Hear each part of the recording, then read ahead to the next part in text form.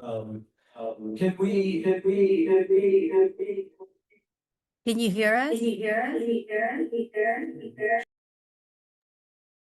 Yes, there's feedback. Sounds like someone needs to mute.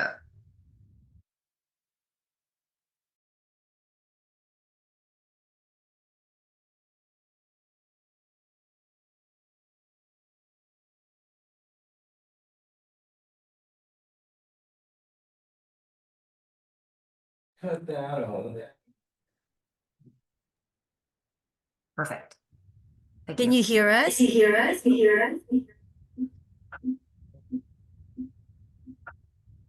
need this thing. That doesn't have feedback. Now I can hear.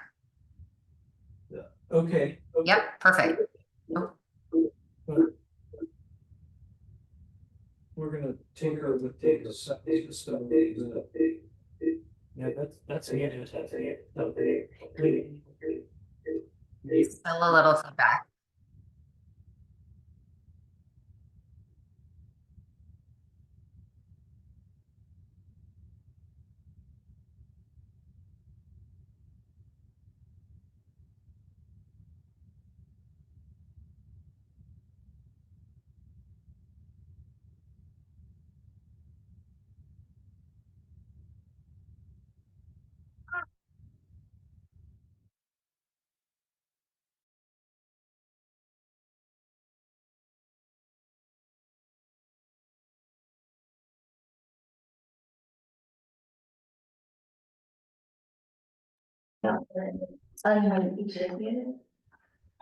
How's that now? Can you hear us? Perfect. Thank you. Well, we just had some minor technical difficulties on our end, but we think we've overcome them, so bear with us, okay? As I said, Robbie just read the description of the project. It was on the agenda into the record, so that's where we are on this presentation. Yep, so located in the Emerald Hills area along the right of way of Edgewood Road in Redwood City. Here we are just looking at the existing pole. Again, no changes. The equipment is painted brown to match the pole. Next slide, please. So the regulations, conformance, the site continues to meet the general plan policies under which the original condition approval, as well as it meets the zoning regulations and wireless ordinance regulations. And it complies with conditions of approval under the previous approval. Next two slides. The environmental review. The project is categorically exempt from CEQA under the provision of section 15.301, class 1, for the continued operation of the existing public or private facilities involving no physical changes or expansion in use. And next, choose one more. And recommendation of findings that the zoning hearing officer approve the use permit renewal, county file number PLN 2000-00521 by making the required findings and adopting the conditions of approval as listed in attachment A. That concludes my presentation. Thank you. So does anyone have any questions before I open the public hearing? Okay, no. I would like to give anyone on the, is there anyone in the room who would like to provide public comment on this matter? No. Then is there anyone on the Zoom who would like to provide some comment on this project? We don't have any. Very good. Okay, and then if I'm not mistaken, we had a name change in who the applicant is that right? Yes. So the staff report mentioned applicant Crystal Shea, and the current applicant, same company, is Isabel. Is it? Isabel Chavez. Oh, okay, I have. Yeah, Isabel Chavez, wonderful. Okay, So since there's no one who wishes to speak to this matter, I'll close the public hearing. And I have reviewed the staff report and recommendation for PLN 2000-00521, and I'm going to approve this use permit renewal pursuant to the findings and subject to the conditions of approval in attachment A to the staff report. If anyone is aggrieved of this decision, they may appeal it to the Planning and Building Department, to the Planning Commission. By submitting a written application for appeal and application fee of $1,962, and the application must be submitted by October 2nd, 2025, here in the Planning and Building offices by 5 p.m. And with that, we will move on to item 3 on our agenda. Ed, can you please read that into the record?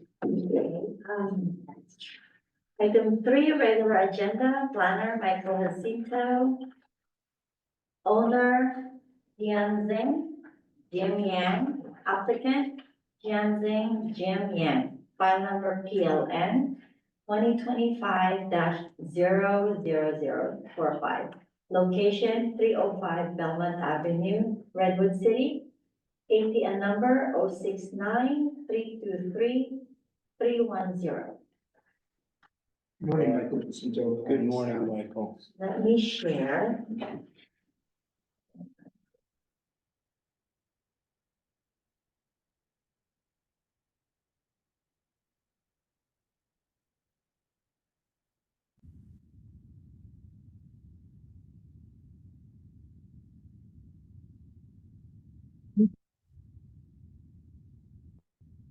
So the item before you today is for a non-conforming use permit, and that would cover 2 specific non-conformities for this proposed project. And these include the exception to the maximum allowable, one covered, to allow 1 covered parking space in a garage where 2 are required, and an exception to the maximum allowable building floor area associated with construction of a 3-bedroom home with a junior accessory dwelling unit on a non-conforming lot at 305 Belmont Avenue in Redwood City. So next slide, please. So we have here the project site, project location. Doesn't want to advance. I know. I'm trying to do it.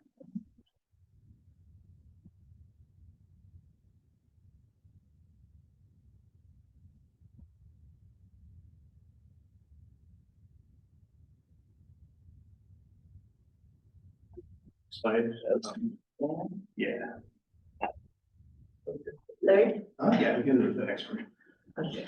And so the project's description or the summary entails demolition of an existing 1,425 square foot residence that was built in 1938, and a 275 square foot detached garage, which was converted to an ADU in 2002.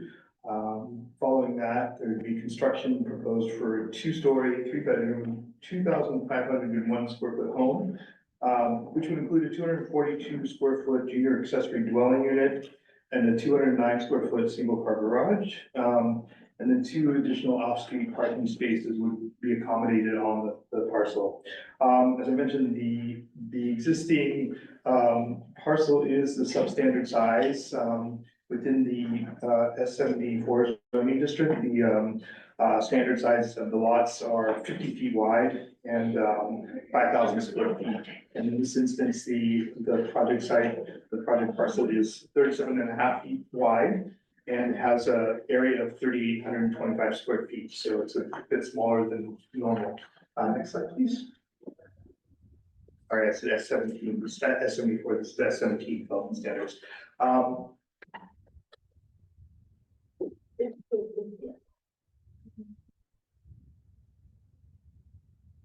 also mention that staff submitted a errata sheet because we did determine there were a few errors in the staff report here, so we wanted to take an opportunity to correct them for the record. And so what is listed here reflects the updated the data points that we included in that memorandum. If anyone has any questions about that, I can answer those at the end of the presentation. These are the relevant zoning requirements for the proposed project, and they cover things like going from parcel size, lot coverage, the setbacks, the rear setbacks, building height and floor area, and the areas where we have and also parking requirements. And so the areas where we have these exceptions is one, there is a requirement for a 2-car parking garage, a covered parking garage. And only 1 car is being accommodated in that garage due to space limitations. And so that is one of the exceptions that's being sought. And then the other is having to do with the maximum limitation on the building floor area, which is 2,600 square feet for zoning, the S17 zoning district here. And the project comes in at about 2744, slightly over about 144 square feet over the maximum limit. So those are the exceptions that are being requested. If you go to the next slide, you can see the project's floor plans and section and area analysis. And there is, if you look at the floor plan or the area analysis in the second image here in the middle. The second is on the right side is the ground floor, and there's this one area there along the left side where the perimeter wall comes out, and that's at a 4-foot setback there. And so that was measured based on the requirements for junior accessory dwelling units. Normal setback requirements for projects in the S17 is 5 feet on the side yards. And so I just wanted to point that out there. Thank you. Yeah, I was curious about that. Yeah, and so if you go to the next slide, there's the elevations. And this just demonstrates that the project meets the height requirements, which is for 28 feet for a maximum in this zoning district, and the project comes in at about 24 feet tall. That being said, the project's environmental review, this project is categorically exempt from the CEQA as a class 3 exemption. Class 3 exemptions permit construction of a limited number of new small structures, including 1 single family residence or a second dwelling unit in residentially zoned area. And again, to reiterate, our staff recommendation is for you to consider authorizing the non-conforming use permit for the parking issue on the site, and also for allowing an exception for the maximum floor area exceedance because of the existing substandard lot size, and also the fact that they almost made it. So that the findings are and the conditions of approval are included as attachment A for your consideration. And so that concludes my presentation on this. Thanks so much, Mark. So is there anyone who has any questions about the staff report or the project here online? Hearing none, is there,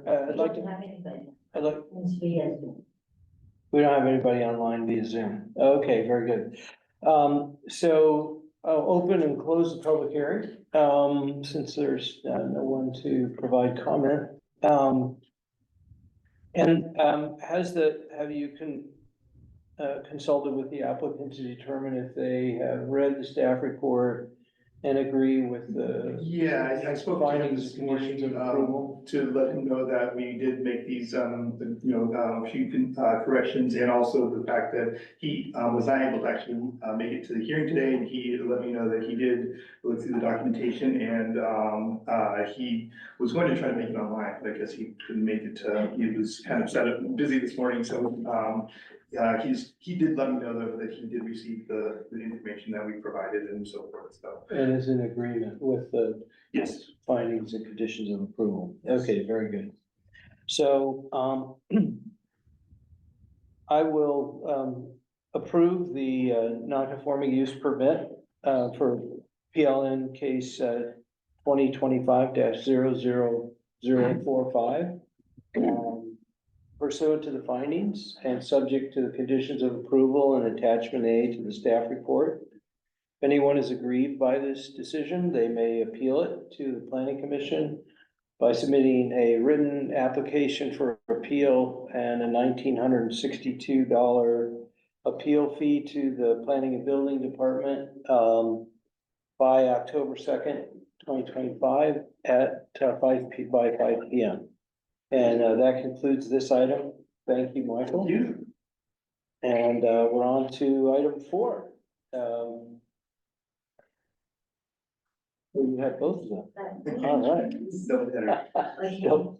so item 4, regular agenda, planner, Michael Jacinto, owner, Fairmark Akaban, applicant, Fairmark Akaban, Thank you. file number PLN 2025-00017, location 450 8th Street, Montara, APN number 036-095-190. Thank you. And let me share the presentation.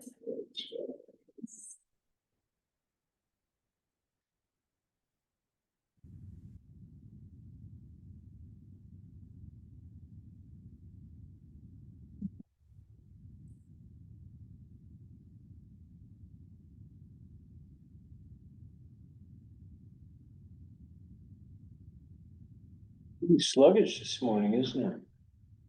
Yeah, I wonder if, yeah, sometimes the files, if they're really large or something too, they can make the, so go on there.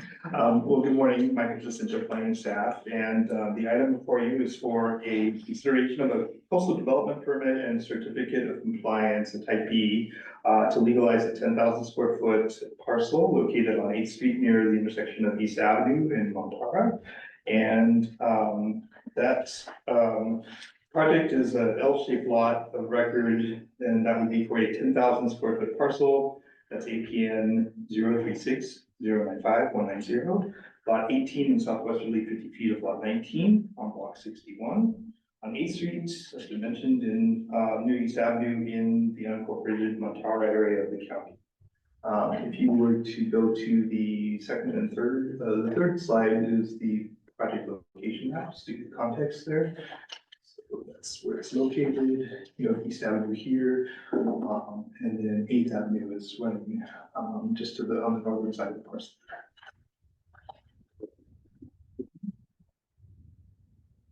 You go to the next slide, this is the original, parcel map or plat map that includes the tract, which property was, first up here, this was back in, it's called the second addition to the Fairlawn City. And you go to the next slide, please. The kind of regulatory context that we're using to evaluate this application is the following: general plan, zoning, local coastal program, and county subdivision regulations. For that, we've reviewed the pertinent sections of those regulatory documents and determined based on a, you go to the next slide, chain of title analysis, that a type B type of a COC would be required because the subject parcel in its current configuration doesn't match the approved subdivision map from the original that I showed you. There are 3 transactions here, the grant deeds for the property sale that are kind of critical to determining what constitutes as a type E, and these are for 1959. Miss Harriet Bobet acquired the lots 1825 and block 61 from the Lois Dundak, and then in 1961, Miss Bobet sells the northerly 2/3 portion of the lot 19 to a gentleman, George Grimm, and then in 1962, November 9th, the remaining portion of lot 19 and all of lot 18, which is a subject property, was sold to Charles and Christine Call, and that will constitute, that's what would have constituted the subdivision, would have been required for the tentative map by the county at that time, and the recordation of a final map, but those did not occur, so, the remainder, that's what's transferred to the present day, so that's why we're requiring a type B, for the, COC type B. Additionally, if you go to the next slide. This project is categorically exempt under the California Environmental Quality Act. Class 15 exemptions permit minor land divisions, if certain conditions are met, and they are met in this case, and so this project would be exempted from environmental review. And the staff report also goes through with some analysis on criteria for issuing the coastal development permit. And so there is, we did not find in our review any, adverse effect on coastal resources for those actions. So I just wanted to put that in, state that on the record also. And so our recommendation is for you to consider approving the coastal development permit, approving the certificate of compliance, and adopting the findings and conditions of approval that we have in attachment A of our report. So if you have any other questions, I'm available. Thank you, Michael. You're welcome. First, I'd like to ask if there's anyone who has any questions about this proposal, either here in the room or online. We don't have anyone via Zoom. Nobody's online. Okay, very good. I'll open the public hearing, and if anyone would like to provide public comment on this project, feel free. No one would like to do that, so we'll close the public hearing and approve planning case number PLN 2025-00017 pursuant to the findings and subject to the conditions of approval in attachment A. If anyone is aggrieved by this decision, they may appeal it to the planning commission by submitting a written application for appeal to the planning and building department here at 455 County Center by 5 o'clock on October 2nd, and accompanied by a $1,962 appeal fee. Given that is the last item on our agenda, I'll adjourn the meeting. Thank you very much. Thank you. Yeah. Hi, Sora. Good, how are you? Nice to see you. After so long. See, how's everything? Oh, wow.